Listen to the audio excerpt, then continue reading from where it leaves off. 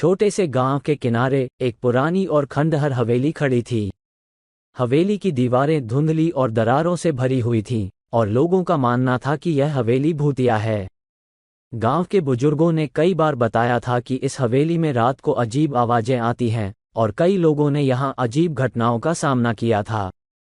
एक दिन अजय नाम का एक युवक गांव में आया। अजय शहर से था और उसे भूत प्रेत की कहानियों पर बिल्कुल भी विश्वास नहीं था।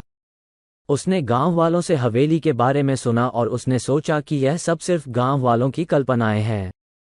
उसे लगा कि ये सब महज अफवाहें हैं और उसने ठान लिया कि वो इस रहस्य का पता लगाएगा।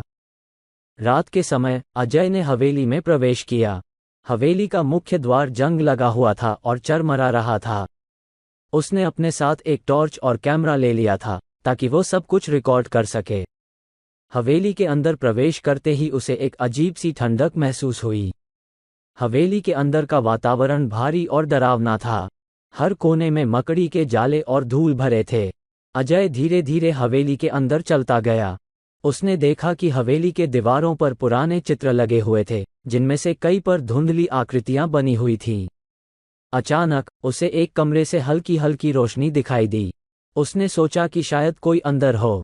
उसने साहस जुटाया और उस कमरे की ओर बढ़ा। कमरे के अंदर एक पुरानी मेज पर एक मोमबत्ती जल रही थी। अजय ने चारों ओर देखा, लेकिन वहां कोई नहीं था। उसने सोचा कि यह सिर्फ हवेली का माहौल है जो उसे भयभीत कर रहा है। उसने कमरे में रखी एक पुरानी किताब उठाई और उसे पलटना शुरू किया। तभी उसने सुना कि किसी ने उसके पीछे दरवाजा बंद कर दिया। उसने जल्दी से मुड़कर देखा, लेकिन वहां कोई नहीं था। अब उसे सचमुच डर लगने लगा था। अजय ने खुद को संभाला और उस कमरे से बाहर निकलने का निर्णय लिया। जैसे ही वो दरवाजे के पास पहुंचा, दरवाजा अपने आप खुल गया।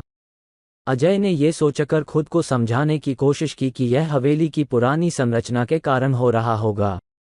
उसने आगे बढ़ने का निर्णय लिया और हवेली के अन्य हिस्सों की जांच करने लगा। जैसे ही वो एक और कमरे में पहुंचा, उसे एक अजीब सी गंध महसूस हुई। कमरे के बीचों बीच एक पुराना लकड़ी का बक्सा रखा हुआ था। अजय ने बक्से को खोलने का निर्णय लिया। जैसे ही उसने बक्से का ढक्कन उठाया, उसे एक जोरदार चीख सुनाई दी। ये चीख इतनी भयानक थी कि अजय का दिल जोर जोर से धड़कने लगा।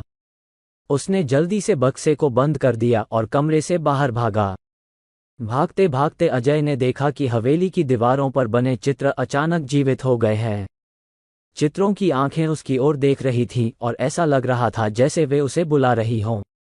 अजय ने खुद को समझाने की कोशिश की कि यह सब उसकी कल्पना है, लेकिन उसका डर अब हावी हो चुका था। अजय ने हवेली से बाहर निकलने का प्रयास किया, लेकिन उसे हर दिशा में बंद दरवाजे मिले। उसने खुद को फंसा हुआ महसूस किया और उसकी हिम्मत अब जवाब देने लगी थी। तभी उसे एक बूढ़ी औरत की छाया दिखाई दी। वह छाया धीरे धीरे उसकी ओर बढ़ रही थी। अजय ने चीखते हुए कहा, कौन हो तुम? क्या चाहते हो? बूढ़ी औरत की छाया ने धीमे स्वर में कहा, ये हवेली तुम्हारी नहीं है। यहाँ से चले जाओ, वरना तुम्हारी आत्मा भी इसी हवेली में बंधी रह जाएगी। अजय ने जल्दी से हवेली से बाहर निकलने का रास्ता खोजा और किसी तरह से मुख्य द्वार तक पहुंचा। उसने दरवाजा खोलने की कोशिश की, लेकिन दरवाजा जाम हो चुका था। अंततः अजय ने अपनी पूरी ताकत से दरवाजे को धक्का दिया और दरवाजा खुल गया। वो हवेली से बाहर भागा और गांव की ओर दौड़ता चला गया। गांव वालों ने जब अजय को देखा तो उन्होंने उसे संभाला और उसके अनुभव को सुना। उस रात के बाद अजय ने कभी भी उस हवेली की ओर लौटने की हिम्मत नहीं की। उसने समझ लिया था कि कुछ रहस्य और भूतिया घटनाओं को अनजाने ही छोड़ देना बेहतर होता है। गांव वालों ने भी उस हवेली के पास जाने से तौबा कर ली और उसे भूतिया हवेली के रूप में याद किया।